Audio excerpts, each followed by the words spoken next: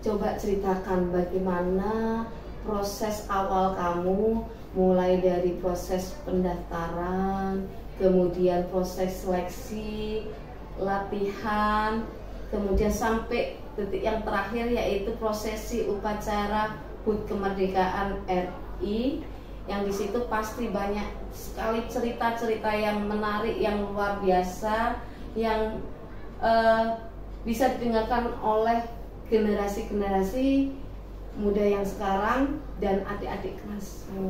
Coba ceritakan. Assalamualaikum warahmatullahi wabarakatuh.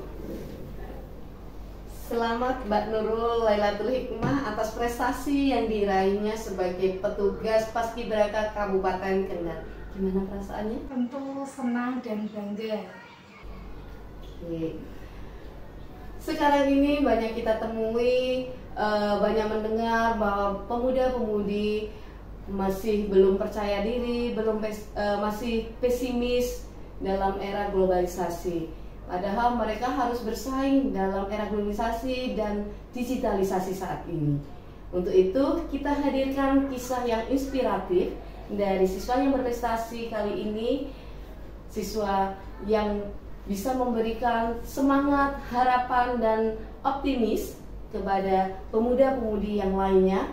Kita hadirkan narasumber kita, narasumber yang sangat istimewa, siswi yang sangat berbakat, salah satu siswa kebanggaan SMK NU 1 Kendal, Nurul Lailatul Hikmah. Saya sendiri sebagai host sekaligus juga wali kelas Nurul kelas 10 MPLB. Jadi kita sudah punya chemistry sekali ya, seperti ibu dan anak. Kita sudah dekat sekali sebelumnya.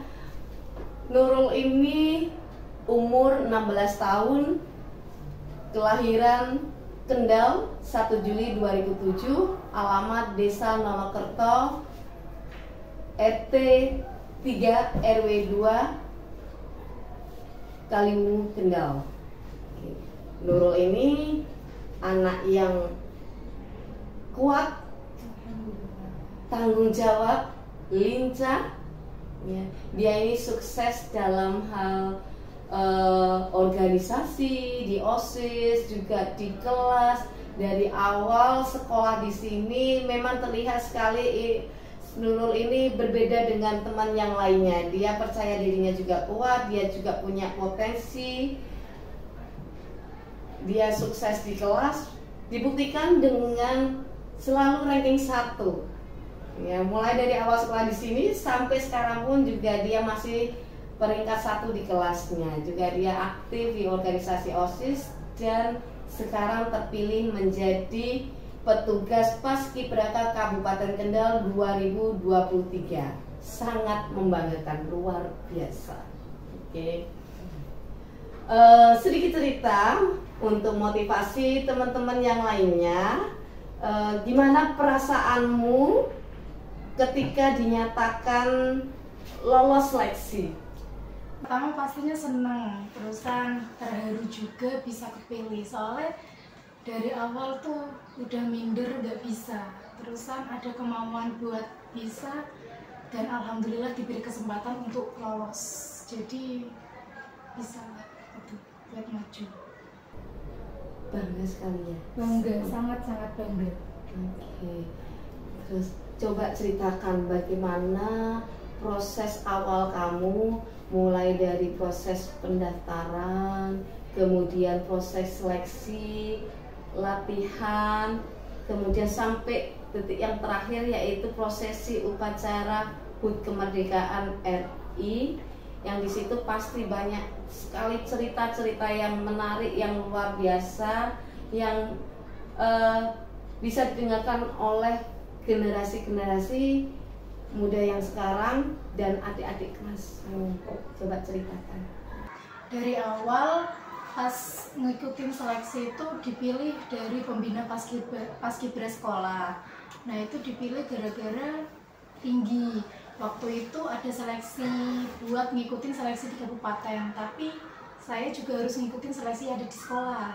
Nah itu ada seleksi fisik kayak misal mengukur tinggi badan, nimbang berat badan, terusan juga ada seleksi kesehatan, terus ada seleksi fisik. Itu fisik meliputi lari, push up, sit up gitu.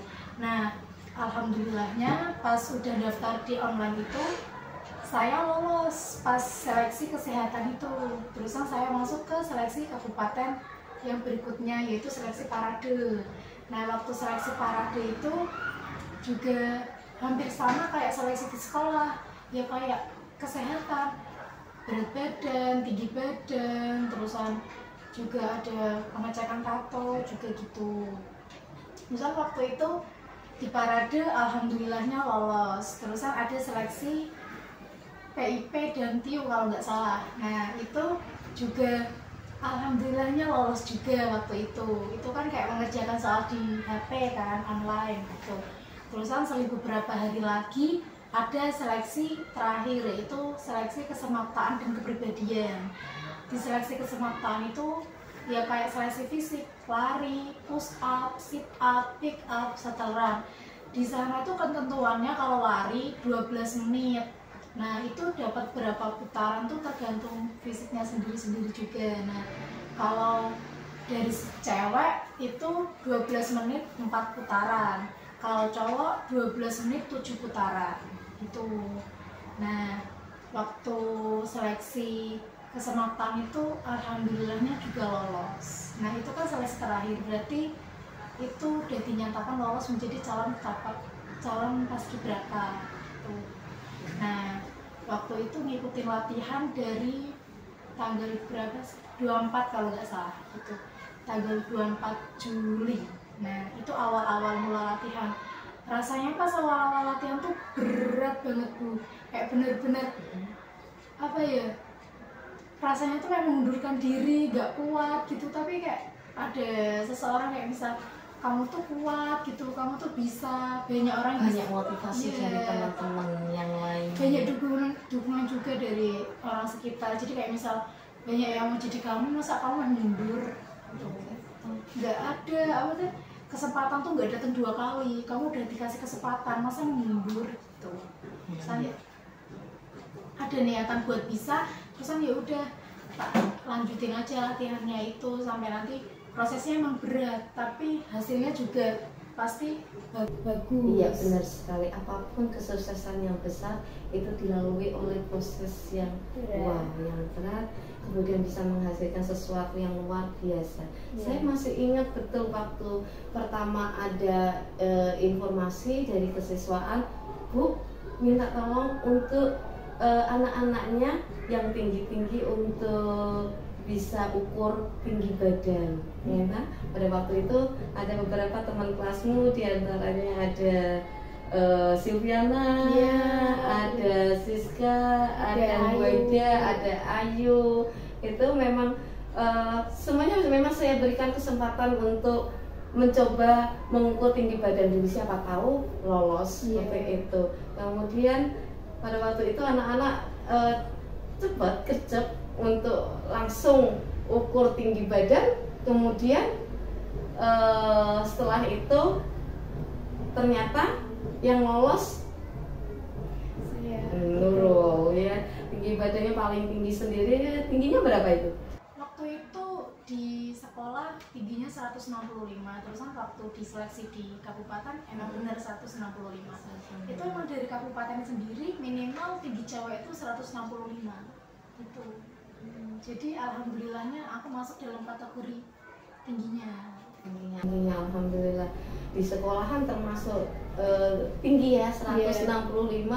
Tapi kemudian di kabupaten juga kita ketemu lagi dengan siswa-siswa yang lain yang lebih berprestasi, yang lebih bisa lebih berprestasi, dan tinggi badannya tentu saja lebih tinggi ya, dari 165. 165 itu minimal. Iya, dari sananya 165 itu minimal. Kalau yang paling tinggi badannya berapa untuk pasukan paskibra Kendal? Yang waktu angkatanku tuh kalau nggak salah 174 atau 170 gitu. Gimana kamu hadapi fisik kamu? Yang saya tahu kan paskibra itu memang berat. Awal-awal itu udah gara-gara nggak kuat sama panas, soalnya nggak terbiasa sama panas gitu. Tapi lama-kelamaan panas dalam paskibra itu harus makanan sehari-hari gitu. Jadi kalau kamu sakit, ya udah obatnya di lapangan gitu, kalau kata pelatihku kayak gitu. Jadi munculinlah tanggung jawab perorangan. Memang sih biasanya yang berat seperti itu, apalagi yang berkaitan tentang fisik ya, pergolakan ada di depan, tapi kemudian akan disusul sebuah kesuksesan, kepuasan tersendiri. Ya, dilalui saja. Di situ memang terasa berat ya untuk fisik, apalagi untuk paskibra. Terus kemudian nanti juga di paskibra yang tingkat yang lebih tinggi lagi. Nah, itu. Oke, bagaimana dukungan dari teman-teman atau orang-orang terdekat kamu tentang kamu lolosnya paskibra ternyata? Teman-teman sendiri tuh dukung aja gitu, cuma kayak misal kalau kamu kuat lanjutin, kalau nggak kuat nggak usah dipaksain gitu. Tapi dari diri sendiri udah bilang aku bisa, terusan ya udah dilanjutin, akhirnya bisa. Kalau dari dukungan orang tua, ngikutin kata hatiku sendiri. Jadi kalau misal kamu mau ya udah lakuin, kalau nggak kuat ya udah nggak usah gitu. Jadi apa-apa harus dari diri sendiri dulu. Semuanya support ya, support. Termasuk juga kemarin sebelum kamu ke tingkat ke kabupaten, masih di sini sempat juga cerita-cerita dengan guru produktif, diantaranya ada beberapa guru produktif yang juga pernah dulu mantan paskibra Kendal, ya. Jadi terinspirasi sekali dan termotivasi bahwa nantinya pasti ada kesuksesan. Ya, memang berat, tetapi kalau dijalani, dilakukan, apalagi dengan banyak teman di situ yang seperjuangan dengan kamu, akhirnya muncul motivasi yang luar biasa. Teman-teman juga kan di sana banyak sih, jadi adalah semangatnya untuk bisa latihan, terusan bisa sampai sekarang gitu.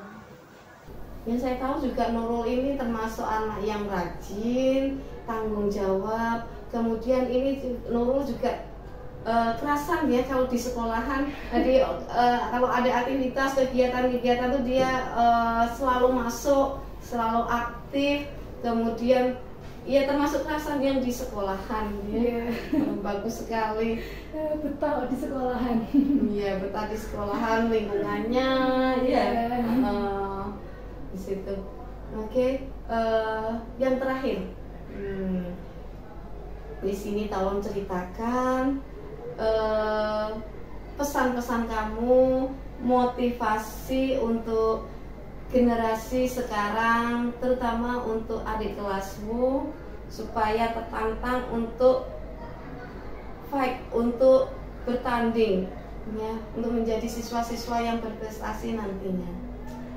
Never stop berprestasi, karena carilah prestasi sebanyak-banyaknya. Kalau kamu mau, pasti ada niat yang pasti bisa. Walaupun perjuangannya itu susah, berat, tapi kalau udah lihat hasilnya tuh pasti bangga. Terusan ikuti kata hati sendiri. Jadilah yang terbaik dari yang terbaik. Karena sulit bukan berarti tidak bisa. Oke. Bisa disimpulkan bahwa berprestasi tidak ada batasan. Tidak ada batasnya, never stop. Prestasi merupakan jembatan menuju kesuksesan. Selamat untuk Mbak Nurul, semoga menorehkan prestasi-prestasi lain dan juga menginspirasi untuk generasi sekarang, pemuda-pemudi, agar lebih aktif lagi menorehkan prestasi dan membanggakan untuk dirinya dan nusa dan bangsa. Terima kasih, saya ucapkan. Kurang lebihnya mohon maaf. Assalamualaikum warahmatullahi wabarakatuh.